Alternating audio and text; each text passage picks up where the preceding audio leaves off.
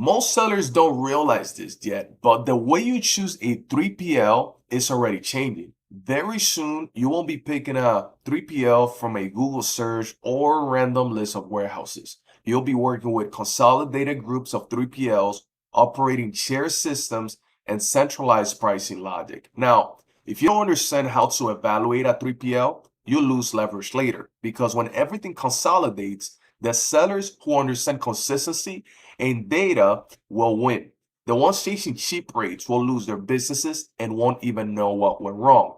Most people think finding the right 3PL is about price. I used to think that too, until I had many headaches and learned more about the industry. But the real issue isn't price, it's inconsistency and all the hidden numbers nobody explains. So let's say we're shipping the same product, repeating the same order to the same destination, but your pick fee changes, your shipping cost changes, your margins change. And when you ask why, the answer is, it all depends. That's the first red flag. So if you're trying to find the right 3PL, here's what actually matters and the questions you should be asking. First question, how do you decide which carrier and service to use for each order? If an order requires 2-day delivery, are you only comparing services that meet that promise, or are you just picking whatever looks cheapest or fastest? Because the goal isn't cheap shipping, it's compliant shipping that stays consistent. Now, second question, are my fees consistent for the same type of order? Same SKU, same box, same destination. If the numbers move every month, that's not flexibility, that's lack of control. Third question, can you explain how inventory placement affects my shipping cost? A good 3PL understands that placement decisions directly impact carrier zones, delivery speed, and margins. If they can explain that clearly, they're guessing. Fourth question, what happens when my volume changes? Do rates improve? Do costs spike? Or does pricing logic actually adapt as you scale? And finally, ask this. Can you show me data behind your decisions?